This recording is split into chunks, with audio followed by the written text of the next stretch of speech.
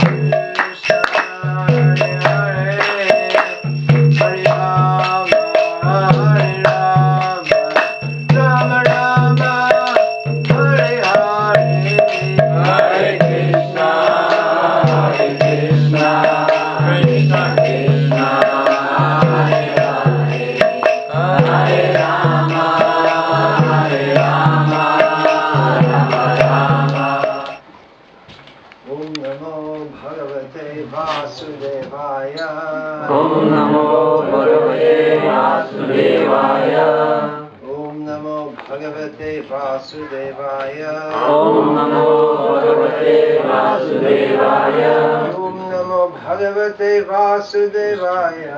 Om Namo Bhagavate Vasudevaya. Someone went to a lot of trouble to make it, someone's been well. Lights, do you want the lights on? That was for the song. We'll turn it off, right? Om Jnanatimirandhasya Jnananjana Shalakaya Chakshurmidikam Yena Tasmai Shri Nam Shreshtham Manamati Shachiputramatra Swarupam Rupam Tasyagajam Mahasya Goshtavatim Radha Kundam Gavidam Sham Pratodhyasya Pratita Kripaya Shri Gurum Vandeham Shri Guru Shiyata Shri Guru Vaishnava Shri Rupam Sagadatam Sagadatam Sadvatam Savadutam Vrajam Saitam Krishna Shri Radha Krishna Padan Sahagana Ravita Shri Krishna Padan.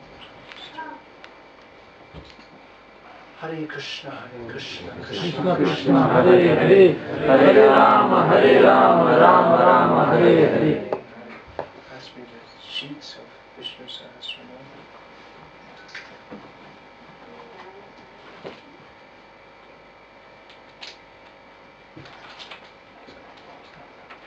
I've been speaking on Sri Vishnu Sahasranam. Who's heard of Vishnu Sahasranam?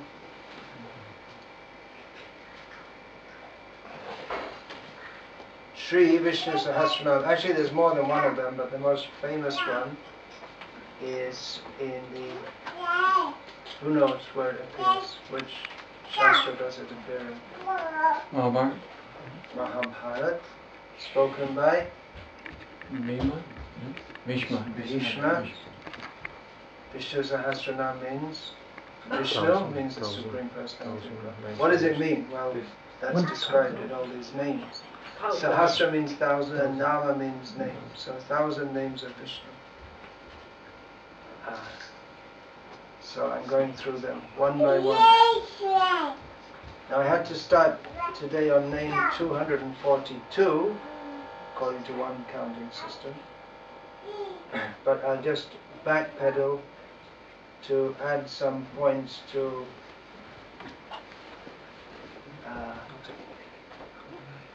some names that I spoke on previously. So this is analysis of his names, although the Supreme Personality of Godhead cannot be understood simply by analysis, but by considering his names, which are not exactly given to him, but they are eternally existent along with him, which describes his names. One of the names describes his names, at least one. One of the names is Sahasranam, he who has 1,000. Tanama Rupa Charitadi Sukirtana Smrityo Pramena Rasana Manasini Yoja. So this is recommended to always remember his names, forms, qualities, to nicely chant and with the tongue, and to meditate on them within the mind. Chishti Braje Tanadu Anuragi Jananugani Kalam Niyad Ityakilam Upadeshasana. Residing in Vrindavan, following the footsteps of devotee who has attachment for Krishna. One should spend all one's time in this way. This is the essence of all advice. So, although many people would disagree with this, living in London is not on the same level as living in Vrindavan. Probably most of the people in Vrindavan, if you gave them the chance to live in London, well, some of them would. Definitely.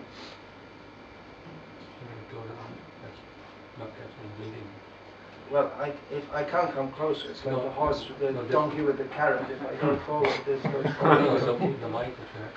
I have to adjust it. It's pretty close already.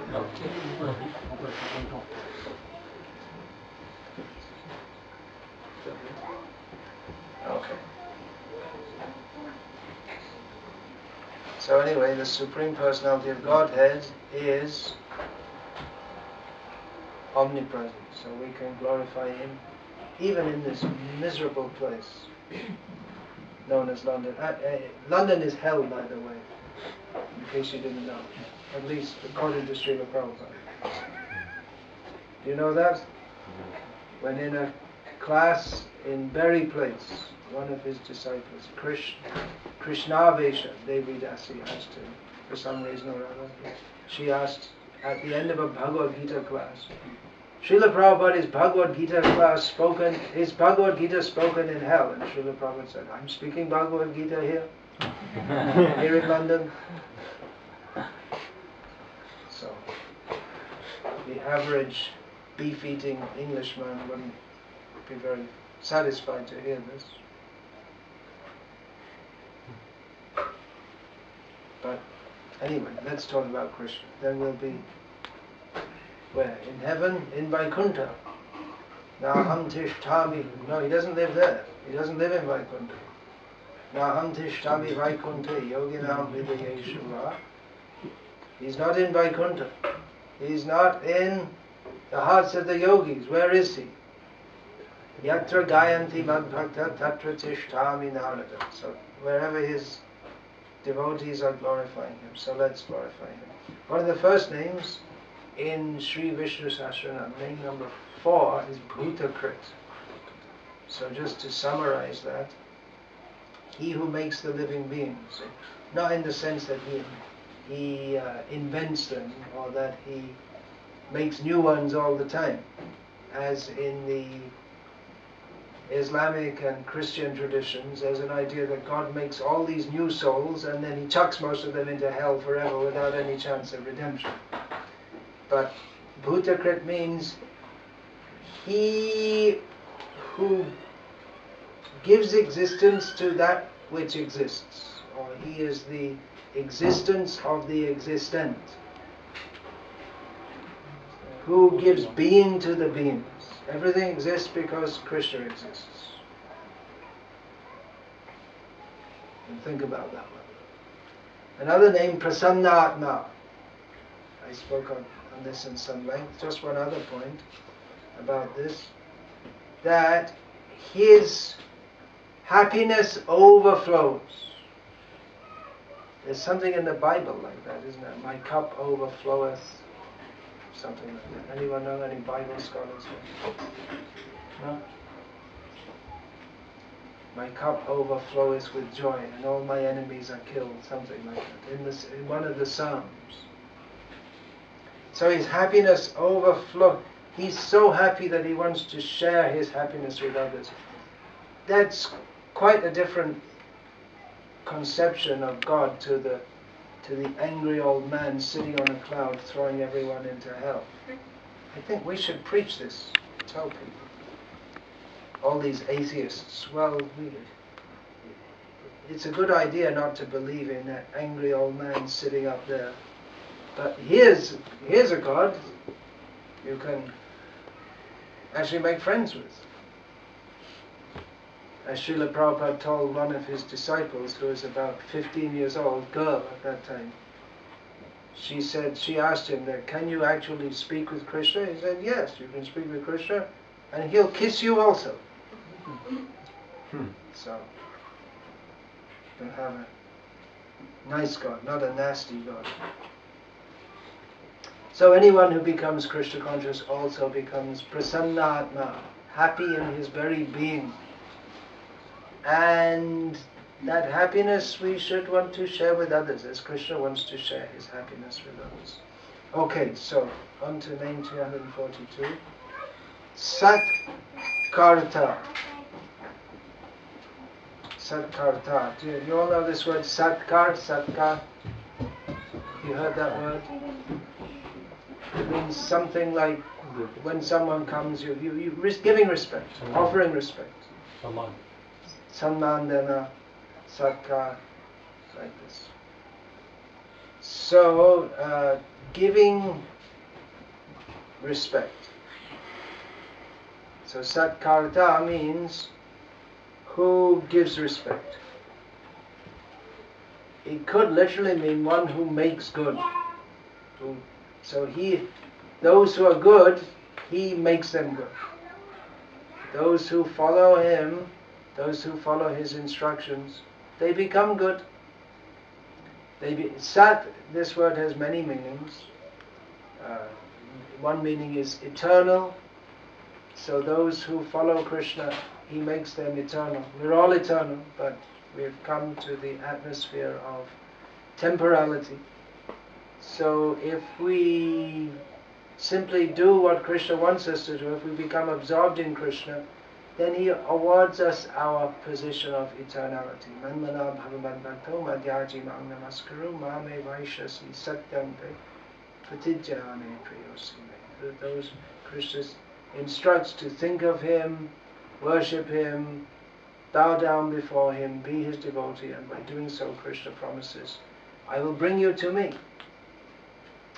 So Krishna is Sat, means he's all good, all right, in the sense that everything he does and says is right, all proper, eternal, and he makes even those who are in the atmosphere of asat, which means in this material world.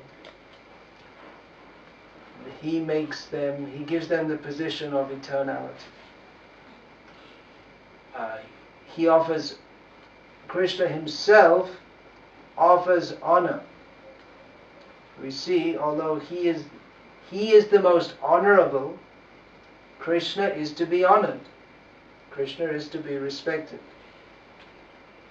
In Vedic culture, Vaishnava culture, someone becomes respectable if they respect Krishna, and someone who doesn't respect Krishna is not respectable, whatever other reasons they may have for being respectable.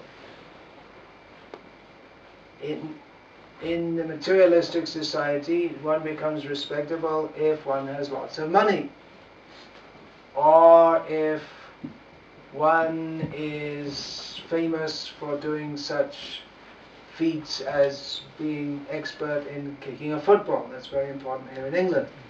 You have to learn that. You get 10 days in England. That's a central pillar of not only England, but Scotland also. England, Scotland, Wales, they're more into rugby. But anyway, it's a very important thing to know that the most important thing in England is that they're still wishing that their football team would win. You know all about football, right? You're one of those few people in India who are interested in football. Is it increasing, or maybe with the TV? Right? Always seem to be a more exciting game than cricket, which Indians like. So, in England, if someone's an expert footballer, they are highly respected. Isn't it? You know all the names of the England football team, even though he's from India. Is it? You know all the names. So, what else? Lots of money. If you can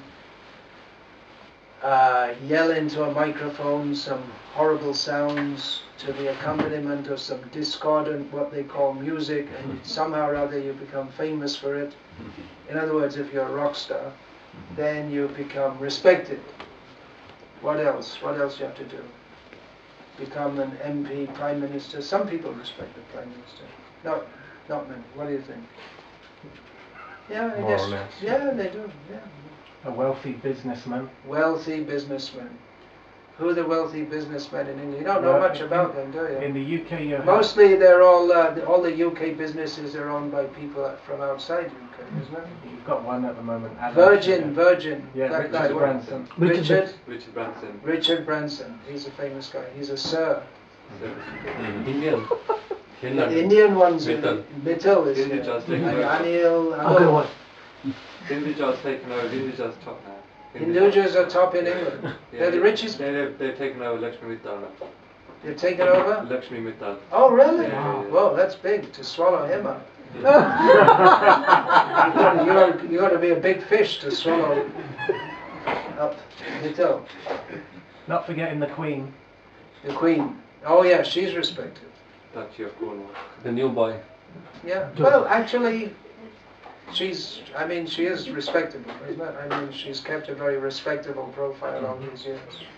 She's done her job as a queen well, for better or for worse. So she's not such a good example of someone who's respected for no reason. For what it's worth, and I'm sure she doesn't care at all, I give her a high ranking. Better than the rock stars. Anyway, this is just pointing out by showing the opposite, how everyone offers respect to someone or other, unless someone's really at the bottom end of human culture, someone who doesn't offer respect to anyone for any reason whatsoever. That might be someone like an alcoholic in the street, something like that. Even they might offer respect if you give them a bottle of wine. They might be happy. I'm sure they'd be happy. So everyone offers some respect, but who is actually respectable? Well, the person who is Aishvaryasya, Samagrasya, Viryasya, Yashasya, Shriya, Jnana Vairagya, Yoshchaiva, Shanam, Bhaga Itingina. One who has all the qualities in full, which are respected. The qualities which make one Bhagavan, the Supreme Personality of Godhead, namely all wealth. We don't say it's bad to offer respect to people who have wealth, Krishna says. But who is the most wealthy? Krishna, king, has got that position. Aishvaryasya, Samagrasya, Viryasya, who's the most powerful on behalf of the Supreme. Powerful, not maybe physically powerful, function of the Supreme. Politically powerful. Which but who's the most powerful is certain jurisdiction, Supreme Personality of Godhead.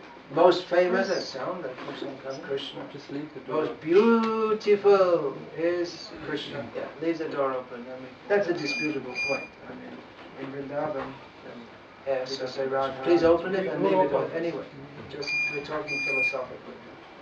There's Yashasya Jnana, most knowledgeable.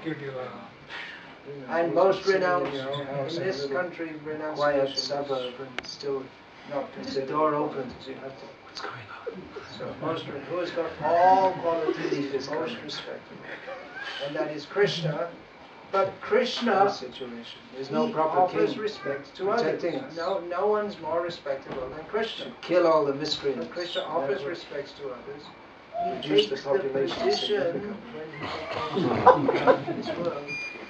He takes the position of an inferior. I think it's a good idea to reduce the population.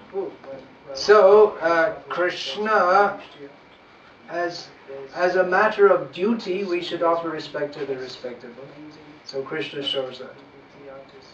Srila Prabhupada said that he told his disciples that we should offer respect even to Mayavadi sannyasis, whose philosophy we don't like at all, but if they're actually following and actually living as sannyasis and not being simply dressed as a sannyasi, but they're actually living strictly as a sannyasi, we should offer respect. Temples in South India especially, you can go and the padukas of the Lord will be placed on your head. That's a sign of submission, that you offer all respect. So Krishna also, he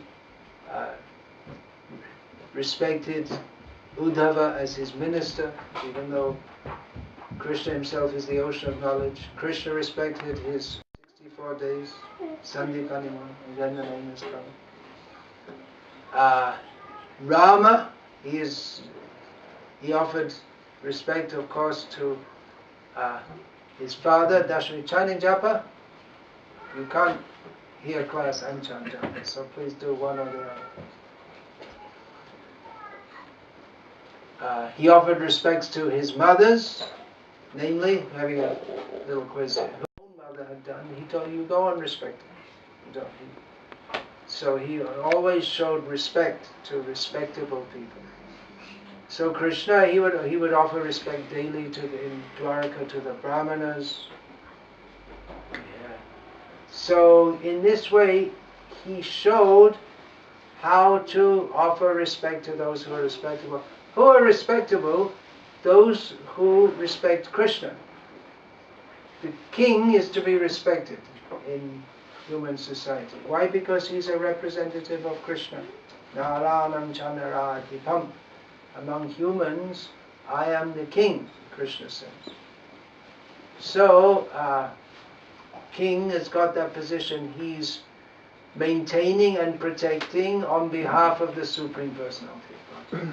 That's a function of the Supreme Lord, which the king does that within certain jurisdiction. What is that sound that keeps on coming? Just leave the door open. Yeah, leave the door open, then we can get some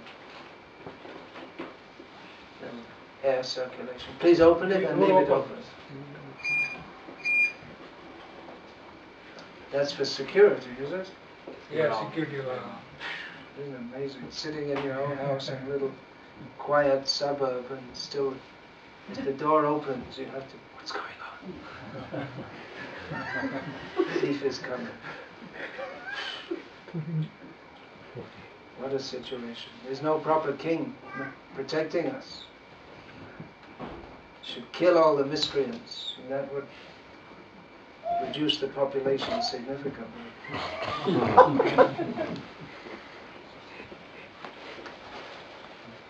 They think it's a good idea to reduce the population. So, Krishna, as a matter of duty, we should offer respect to the respectable. So Krishna shows that. Srila Prabhupada said that he told his disciples that we should offer respect even to Mayavadi sannyasis, whose philosophy we don't like at all. But if they're actually following and actually living as sannyasis and not being simply dressed as a sannyasi, but they're actually living strictly as a sannyasi, we should offer respect. Chato Vanyam Maya Srishta. The sannyasi is to be respected. So Krishna upholds that also. So as a matter of duty, to teach the Vedic principles for the benefit of human society, Krishna himself offers respect to the respectable.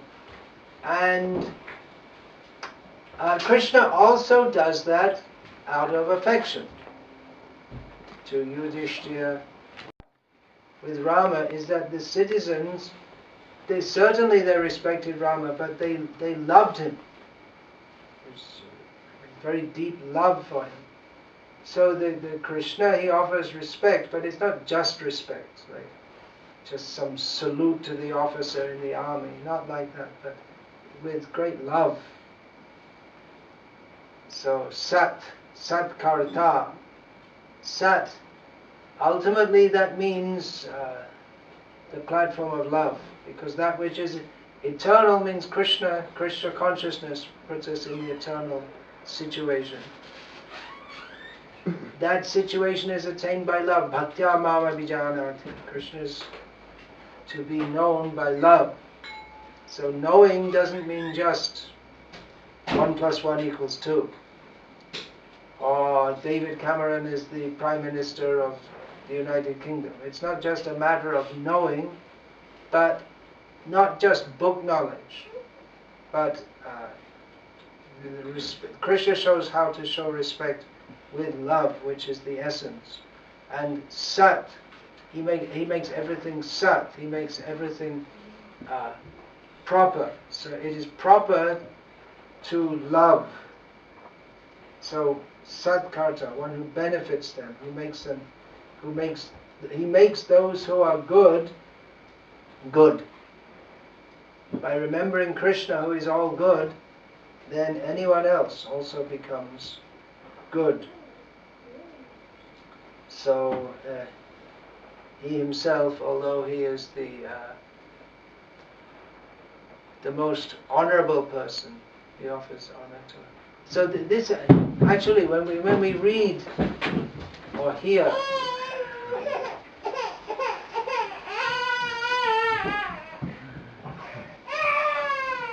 Ramayana, then we can see it's full of respect, completely mixed up with love at all the relationships.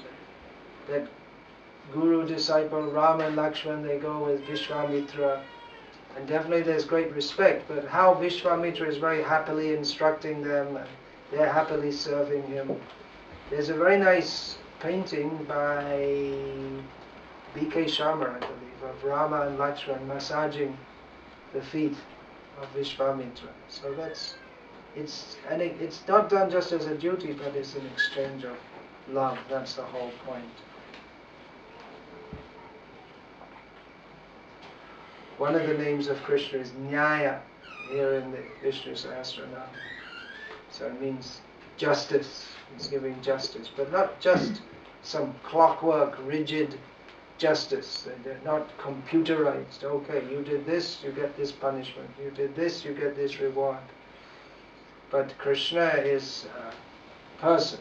He's, if you like, you could say he's sentimental and emotional.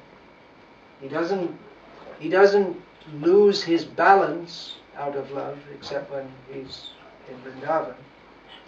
But everything is going on according to justice. But if you want to escape the justice department, then we have to come in the love department, in the mercy department. That Krishna says that apichet sudaracharo bhajate mamananya bhag sadhureva samantavya. So even if one is the most rascal of rascals, if he worships me with full intention, Krishna says he's a sadhu. So we may say, well, that's not right, that's not proper. How can that be? That's true. It's not proper according to the law, but Krishna, he can circumvent the law, flout the law, and if you then Krishna can let you off all the worst sins. But then if you are a friend of Krishna, you don't commit the worst sins anyway, but circumstantially if one does, then Krishna will just bounce you out of prison.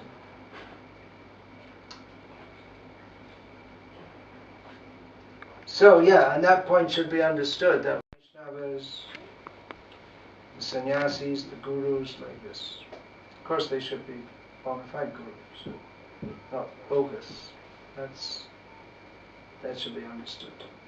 So the next name is Satkrita. Satkrita. Satkrita or Satyakrit. One who is himself worshipped by those who are worshipped by others. Satkrit. So Satkar, one who receives Satkar is Satkrit. So Krishna, he is honored by those who, he's honored, he should be honored by everyone. But he's honored by, especially the fact that he's honored by those who are honored shows that he is the most honorable. Yang Brahma, Varanendra, Rudra, Maruta, Stundanti Divyai. All the devas, those who are honored within the universe, they all honor Krishna. So who's the most honorable? It's Krishna. You want to know who is God? We should find out. Well, I should respect him too. Then one day he saw that one tax collector came around, and the headman of the village honored this tax collector. So he thought, well, why should I honor the headman of this village when he's honoring someone else? So he followed the tax collector and started serving him.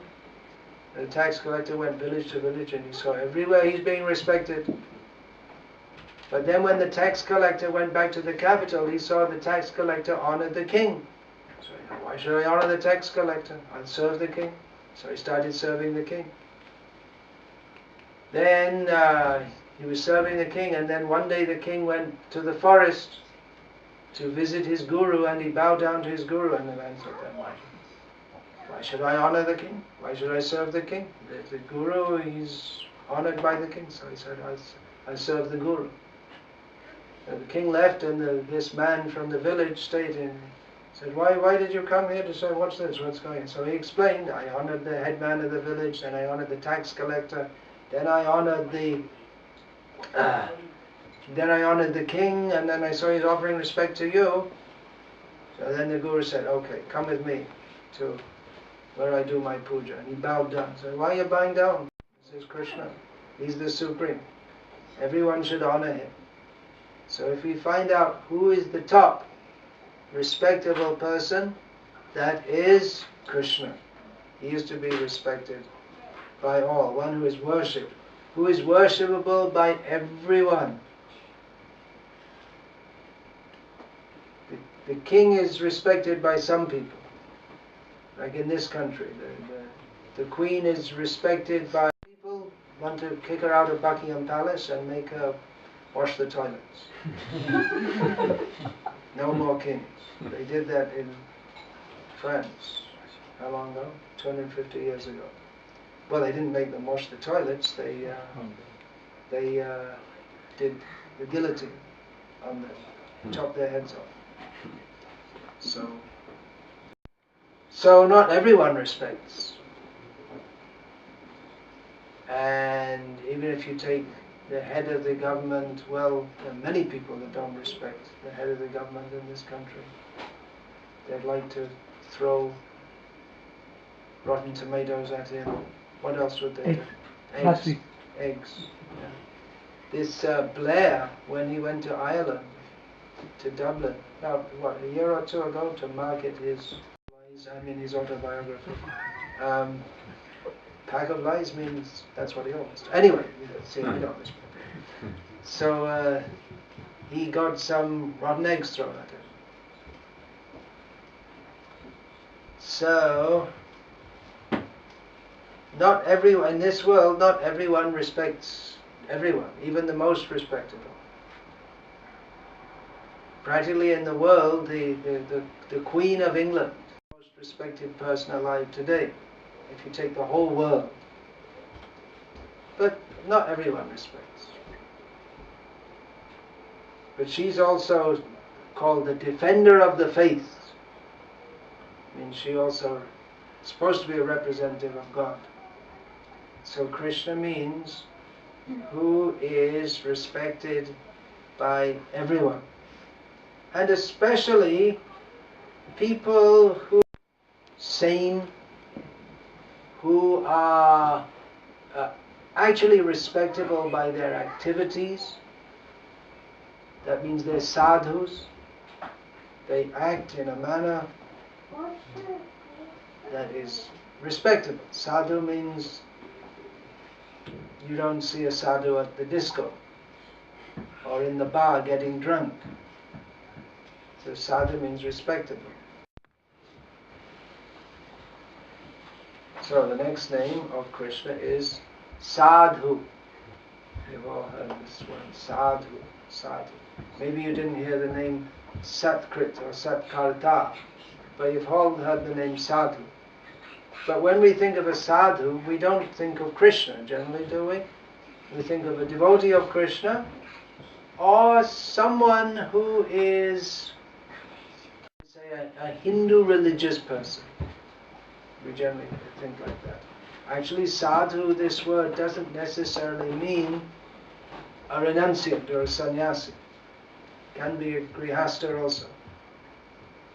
But especially one who's living a very disciplined and regulated and religious life. They're considered a sadhu.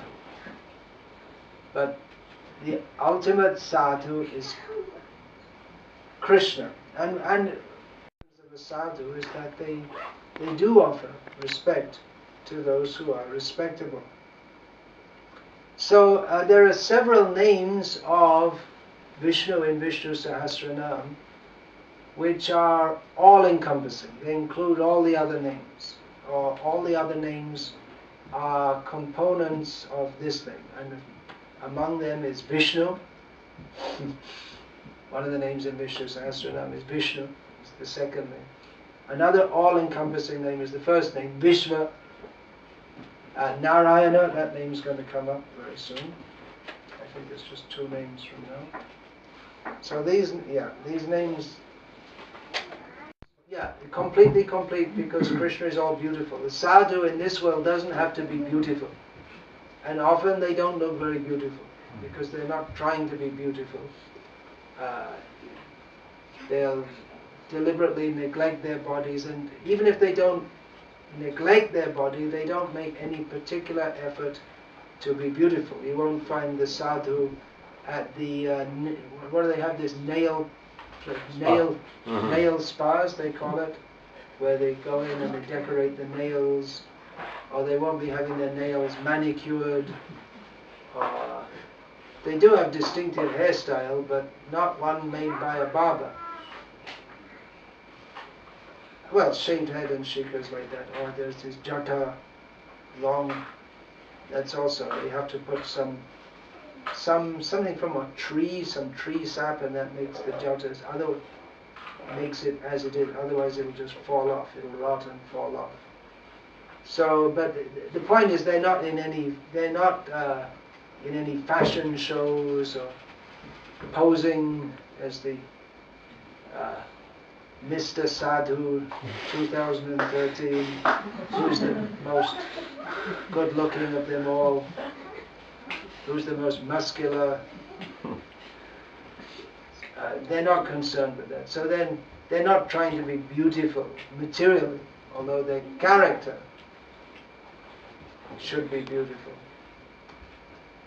Krishna also doesn't try to be beautiful. He just is beautiful. Automatically, axiomatically, he's beautiful. So all these names, they culminate in the name Sadhu, which means who is Sat, who is connected with Sat. Sat means eternal, proper, good, correct. So these are the qualities of a Sadhu. Sadhu means who is in connection with Sat, and Krishna is the ultimate Sat. Means he lives according to certain principles. Krishna is not a whimsical person who, for instance, Krishna has the principle, he's fair, he's nyai. He's fair. This idea that God, if you get it wrong one lifetime around, or if, for instance, if you're not a Christian, you might have been born in a family, non-Christian family, or you might have never heard of Jesus Christ throughout your life, but hard luck, you didn't wash yourself, you didn't bathe in the blood of Jesus, and you have to burn in hell forever. This is not a description of Krishna. It's some imaginary tribal god who the Jews used to worship and then got taken over. The Supreme is not so unprincipled and unfair that if someone doesn't worship him in one lifetime round, then he throws you into hell forever. He gives you another chance. That is the meaning of principle. That is the meaning of Sat. So it's understandable why people don't want to believe in a God or worship a God who is so unprincipled. Krishna's highest principle is Bhakti Vikasa, affection to his devotees. In principle, Samoham Sarva Bhuteshu Name Dvesho Stina Priyaha. Krishna is principle. He doesn't discriminate between anyone, between people. He doesn't hate anyone, he doesn't favor anyone. But Ye bhajanti tumam bhaktya maite teshu chapyaham. His highest principle, general principle, is fairness to all, and his highest principle is his affection for his devotees. So these may apparently seem to be contradictory, but they're not. Krishna is a principled person. One of the names for Krishna is Yama. He's the dispenser of justice. So that's there also. Mameva ye prapadyante, mayametam tarantite. One who surrenders to me gets beyond the and they come under Krishna's protection. Or more specifically, Mahatmanastu mang parza daivim prakrim ashrita. They come under Radha's protection. So all these sadhus, there are so many sadhus, in the census of India that was conducted during the time of Indira Gandhi. I don't know if they still do it, but they put sadhus and beggars in one category.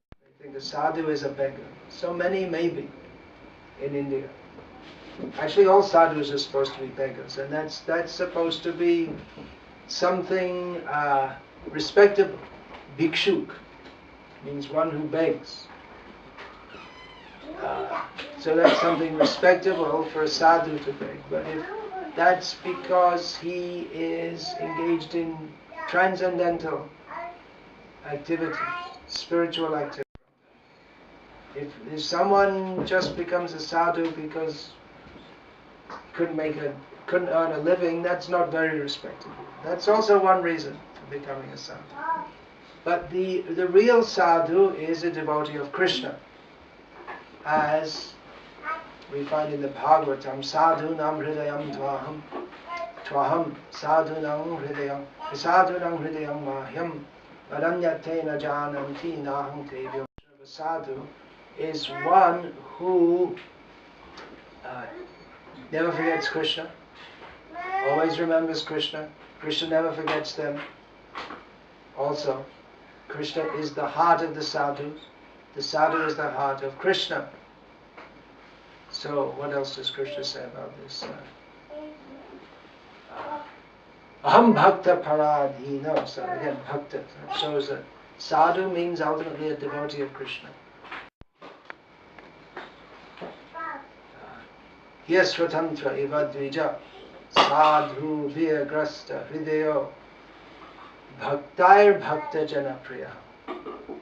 Krishna says that I'm not independent, I'm completely dependent upon my devotees.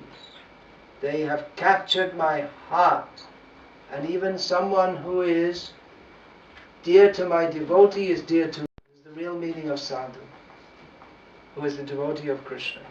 Of course, we also say a Mayavadi, we may call a sadhu if he actually follows spiritual principles, but without following the real central spiritual principle of Krishna Bhakti, then there's something seriously missing in his sadhutva, or position of being a sadhu.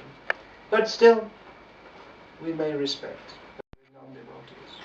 So such sadhus, Mayavadis, and those who, there are different gradations, but if they're not a devotee of Krishna, we may recognize them as a sadhu in some way, but not really. So who makes the sadhus sadhus, or what is the quality of a sadhu that makes them a sadhu, is that they're connected with Krishna.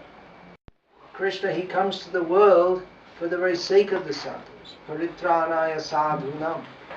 He comes to uplift the sadhus and to deliver them from the asadhus, the dushkritis, the wicked. Vinashayata dushkritam. So Krishna himself is the greatest sadhu because he protects and delivers the sadhus. That even though he is most respectable, he offers respect to others. He's not puffed up. In this material world, someone who is respected, it goes to their head. They become proud. But not Krishna. He remains very humble. The messenger of Yudhishthira, he doesn't say, "Hey, I'm God, you can't tell me. Don't ask me to do that." Or he drives the chariot of Arjuna. We find that Karna, he was always, denigrated by the Pandavas. We find the name, we won't find the name Karna in Bhagavad Gita, but he is referred to as what? Anyone? Sutta Bhagavad Gita as the son of a chariot driver. So that's considered some very low position in relation to the Kshatriyas. But Krishna took that position for Arjuna. Krishna didn't become less by doing that, he became more. Krishna can't become more because he's always perfect and complete, but he becomes more because he shows he demonstrates or he enacts his pastimes, his quality with prestige. This is an important point about the sadhu. Even though he accepts all prestige, he doesn't, he's not attached to that. He does whatever is required to benefit his devotees. We may ask, why does Krishna come as a fish? Well, a fish and a pig, he comes as a pig. Well, he does that to benefit his devotees. To lift up the earth, to rescue the civilization from the great flood. Nowadays, the people are very afraid that by the global warming, all the land will be inundated. But if there's anyone chanting Hare Krishna, then Krishna will save him. So, he is a sadhu. And he likes to live as a sadhu. Even Rama, he was the king of Ayodhya. On the path, then we can also become fixed in Krishna consciousness by his mercy. Hare Krishna. That's all I'm going to say for now about this, unless anyone has any questions. Follow what they mean. Yes, please. I have a question about Prince Charles being the next king of England. Oh, I'm not expert in that kind of thing. Prince Charles being the next king of England, you better go and ask him. Where is he? He's just down the road in Buckingham Palace. Where does he live? Anyone know? Kensington Palace? A little further. Yeah. I don't know if he's in, but if he's going to be a representative, Krishna's representative. To be Krishna's representative as the King of England. I mean, the King of England nowadays, considering what England is not really that much of a representative, but in some ways, you can say. Yeah. At least in a shadow form, I say. I was just wondering how that might manifest in somebody in Kali Yuga, a king in Kali Yuga. King in Kali Yuga, how it might manifest. Like being a representative of Krishna. Being a representative of Krishna. Yes, and following Dharma. How does it manifest in the modern age? Well, we find that when Sanatana Goswami, he was the Prime Minister. They call it a different name, but practically you could say Prime Minister. In the court of Nawab Hussain Shah, who was the independent, more or less. Now, even before that, there was another minister, they're all Hindu ministers, Keshava Chatri. So, when Chaitanya Mahaprabhu was coming toward the capital of Nawab Hussain Shah, the name of the capital was Gaura, from which we get the word Gauriya. So, Hussain Shah asked Keshav Chatri, what's going on with this Chaitanya who's coming? There's a huge crowd of Hindus marching up towards our capital. He was concerned. The Nawab was concerned. Nawab means like king, Muslim king. In India they were called Nawab. So he was concerned. They're marching on us, they're gonna attack us, or what's going on? And he said, well, you don't have to worry. It's just rumors that there are so many people. There are just a few hangers-on. There's nothing really to worry about. But Nawab Hussain Shah, he wasn't very satisfied, so he asked another minister of his, who at the time was called Sakhar Malik, who later became Rupa Goswami. And he said, well, what do you think about this, Chaitanya? He said to him, it is your great fortune that he who gave you this position as the ruler of Bengal is coming to give benediction to your kingdom by personally placing his feet in them. And people say he's the Supreme Personality of Godhead, and I'm not going to tell you. You're the king. You are his representative. You just look in your own heart and see what you think. And Nawab Hussain Shah said, yeah, actually, I think you're right. I think he is God. And then after Chaitanya Mahaprabhu had come and gone and told Rupa and Sanatan to give up their government posts and come and join him, then Sanatan Goswami, he left government service, and on the plea of sickness, he remained in his home and he listened to Srimad Bhagavatam recited by the Nawab. Was concerned that Sanatana Goswami, who was managing all the affairs of his kingdom for him, the Nawab himself he didn't bother managing his kingdom, he just left it all to Sanatan. You look after it for me. And Sanatan was reported giving sick leave. It went on a few days, and then the Nawab sent his doctor to check Sanatan. The doctor came back with the news, nothing wrong with him, he's physically perfect. Nawab knew that Sanatan's taking, unjustified sick leave, so he came into Sanatan's court and saw him listening to Srimad Bhagavatam, and he said, so he came in, and everyone, all the Brahmins, they stood up to offer him respect. That's the point I wanted to make. They offered him respect. Even though the kings honored the Brahmanas honored the kings, because the Brahmanas are the representatives of Godhead, and so is the king. Now we may say that, the Nawab, he was a cow-killing enemy of Hinduism, you could call it. Hinduism, for want of a better term. But they offered him respect, understanding that he had, for better or worse, he got that position as a result of some pious activities, and that position was awarded to him by... So, someone who does have a position of power, political power, they're also representing the Supreme Lord in one way, even in this Kali Yuga. But they don't have a very clear understanding of that.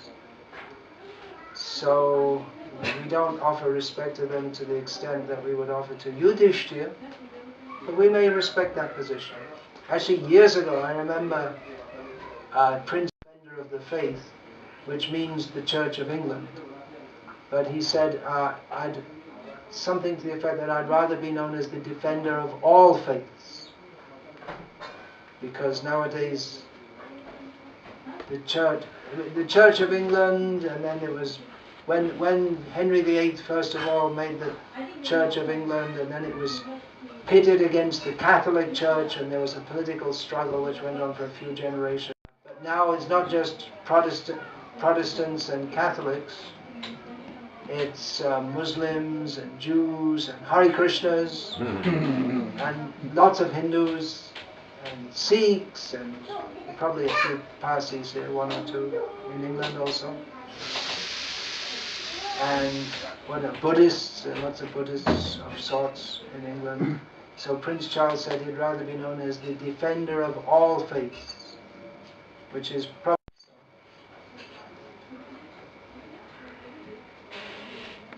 Do you have any more? It's mostly bad. Whew. 1/6 of what any ordinary beef-eating, gin-drinking Englishman does in a day is enough to give you a long appointment with Yamaraj. Not to speak of getting 1/6 of all the reactions. You better go out and chant Hare Krishna and help poor old Prince Charles. I was just thinking, Bill Clinton, he got a Bhagavad Gita quite recently. Bhagavad Gita, Bill Clinton got recently. Yeah, is this going to save him? Is it going to save him? You are saved. definitely that's going to help him a lot. And the very fact that Bill Clinton, it's no secret, he's not the most moral of people. He doesn't eat meat anymore. No. He does like devotees. And years ago, when he was the president, he was attending some Save the Earth kind of conference, what they call it, ecological conference somewhere in South America. And devotees were chanting outside the hotel he was staying. He came out and waved. Didn't have to do that. Last year, was it? He got a Bhagavad Gita, Los Angeles.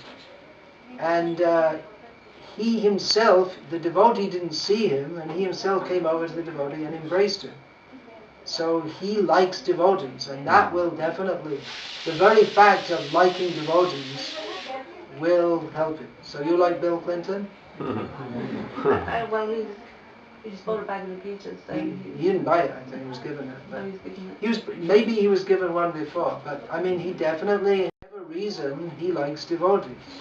You may not know why or particularly, so that will definitely help him. In fact, he's got the Bhagavad Gita. Prince Charles also got the Bhagavad Gita years ago, must have been the 1980s. He was visiting India. He's visited India how many times? Basugosh? How many times has Prince Charles visited India? At least twice that I know of. It's been a while. Well, not so long ago that he came, but he came in the the question 1980s. answer period? Yeah. In the 1980s, I believe it was, he came to India and they gave him, he was, one of the functions he attended, I believe it was in Bombay, was, it was still Bombay at the time, was some dance performance or something like that. And just as he was going in, someone presented him a Bhagavad Gita as it is. I can't remember who it is, but we have enough contacts in India that any one of a dozen big people we could get to give it to him. And apparently, as it was reported in the ISKCON World Review at the time, if you remember that, he spent the whole dance performance reading the Bhagavad Gita in his 20s when he starts to think about the big questions of life. Yeah, okay, so please, No, you have the floor. A god brother who I don't know, I saw this article on Dandavats about Bill Clinton becoming a vegan. I didn't know about that actually. Bill Clinton's a vegan. What's the reason for that? Health. Health reasons. Yeah. Most people. There's also more. There is vegans have their own morality. Yeah. More than the vegetarians. Well, they don't. They feel that if you support the dairy industry, if you support the dairy industry, you're supporting supporting horrible cruelty. violence. Yeah, violence. Some of them, not everyone. I think some vegans believe that dairy products aren't good for you. That's also. So there are a couple. So Oh. I cut this. I'll just give a quick interruption. I remember he had a one-day token vegetarian day at the White House. And it was another of his bad political moves. He really couldn't get it right. Although he's a nice guy. I mean, he's quite different to Nixon and Bush. He's actually, what I understand about Carter, he actually wants to do good for the world. But he got lambasted by the meat industry for doing that. Anyway, go on. So I cut the link and pasted it on my Facebook page, and a god brother who I don't know. Apparently, I mean, from the tone, I assume he was a rich. Oh, they don't like vegans. There's a heavy anti-vegan. Well, what happened lobby was within he his- said, I don't care about Clinton. Prabhupada is the greatest. So I had a debate with him. You know, it's funny because Prabhupada, if you read Prabhupada's book, Bhakti Siddhanta is the greatest type of fanaticism. No, he talked about so many philosophers. Yeah. He talked about Marx. Of course, if we say something good about Clinton or Prince Charles, it doesn't mean that we think that they're anywhere near the level of Prabhupada. And then I pointed out Yad Yad Acharati Shrestha, that here's a leader of society, like you were talking about Hussein Shah, was the leader of the society for whatever reason. The leader of society, still millions of people respect him. And if he comes out as I said vegetarian, Yeah. and this devotee was arguing, well, vegan is not vegetarian. I said, the last time I checked, a vegan is a vegetarian may not be a vegan, Yeah. but a vegan is a vegetarian. So, what's your comment on that? Well, ultimately, Bhadra, what is that? What is that verse? Bhadra. I don't know that one. Bhadra, Shabmano Dharma. I'm missing one word. It happens to me. To see what's good and what's bad on the material platform, it's ultimately monodharma, because only that which is directly in relationship with Krishna is actually good. E bhalo, e manda. Dvaite bhadra bhadra gyam, e shab. Bhalo, manda. Really, I didn't get that. I lost it.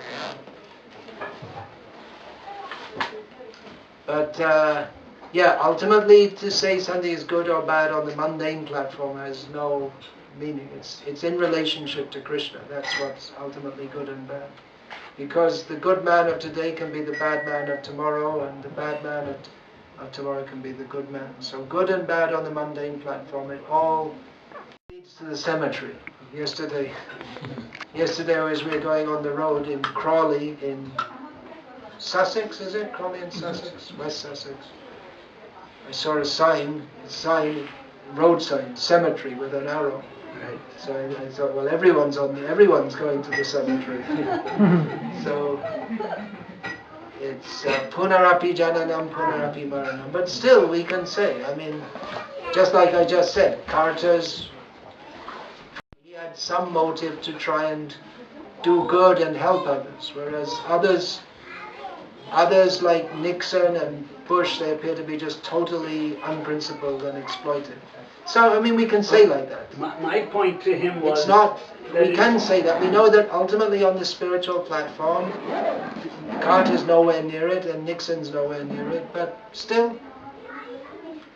And Clinton, the fact that he took Prabhupada's Gita and he likes devotees, I mean, that, we don't say that we're not going to make him Saint Bill, but Krishna. My point was that if the people get inspired to become vegetarians, yeah, they come into the mode of goodness. It uplifts them from the mode of ignorance. Yeah. The very fact that many devotees appreciated Bill Clinton's appreciation of the devotees, that also helps him. If a devotee likes you, then so. I mean, all these politicians have a lot of blood on their hands, especially the President of the United States. A lot of blood on their hands. But if you think about it, like this Tony Blair or whatever, I mean, he was just some ordinary guy who went up through the ranks. It wasn't like in the old days when the son of the king became the king. Like everyone else, and went through university, and you never know, Yadunandan, you might be the Prime Minister of India. Of course, you're not ordinary, because you're born in a devotee family. But, I mean, I don't think they all started off thinking, I'm going to be the Prime Minister and screw the world up. But they just got in that position. Yeah. What is the difference between sadhu, fakir, and avdut? What is the difference between sadhu, fakir, and avadhut? Well, you could say they all come under the general heading of sadhu.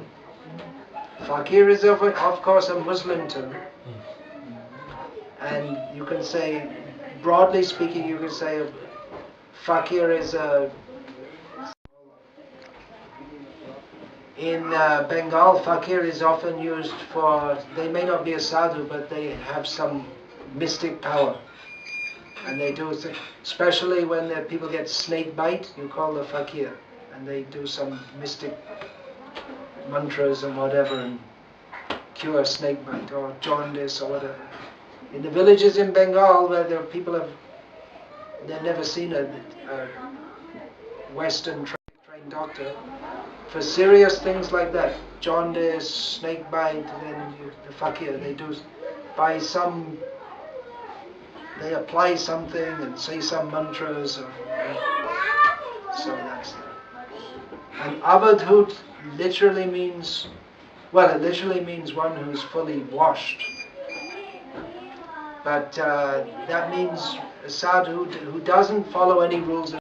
They have to strictly follow rules and regulations, but one who is beyond that platform or pretending to be is known as an avadhut. One who's already washed so clean, he doesn't need to follow any more rules. But you find sadhus in India nowadays who just take avadhut as a kind of title. They're not actually living like an avadhut. Bhangshidas Babaji is the example of an avadhut.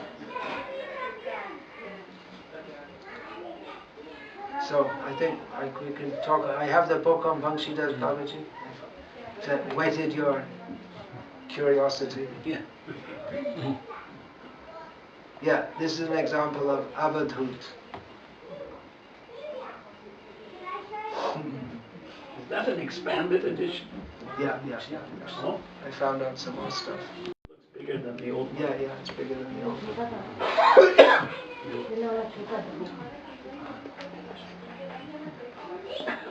Or be patana. Or Rasmedala.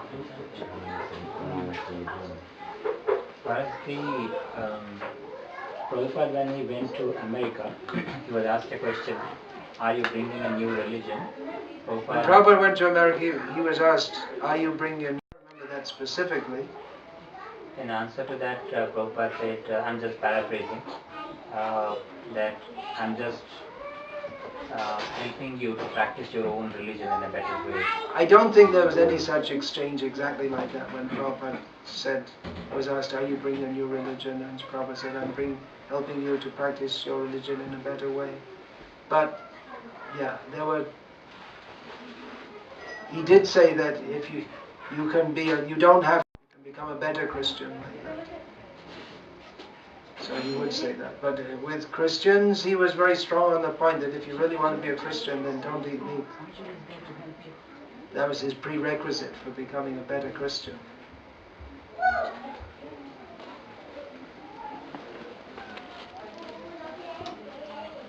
Okay, Hare Krishna. It's almost 1:30. Oh, questions are still flying. Srila Prabhupada, whenever he was asked, what do you believe? He would say, it's not a question of belief. It's a fact, it's a science, it's a question of understanding. So when we talk about other faiths or religions, are they an illusion? Yeah, to some extent. There's some truth is there, but it's mixed with untruth also. For instance, if we accept that there is a supreme being, well, that's good. But if we believe the way that we believe, are saved by that supreme being, and that supreme being out of his infinite mercy and kindness throws all the rest of them into hell with absolutely no chance of ever being redeemed from that situation, that is illusion. That is ignorance. That is horrible, actually. I mean, they've done such a bad job for God consciousness, because anyone who can understand that, well, God is either not merciful and not kind, or non-existent. So many people, when they hear this description of a vindictive God, you didn't believe in me, therefore I burn you in hell forever. I mean, that's horrific. So they just say, well, we don't believe in any God. If you don't have the only description of God that's given, it would seem to be a better choice to be an atheist, practically. So yeah, they're in illusion. I'm not saying it's good to be an atheist, but to be a theist whose conception of God is so ungodly, they ascribe such ungodly qualities to God, then that's it's almost worse than being an atheist.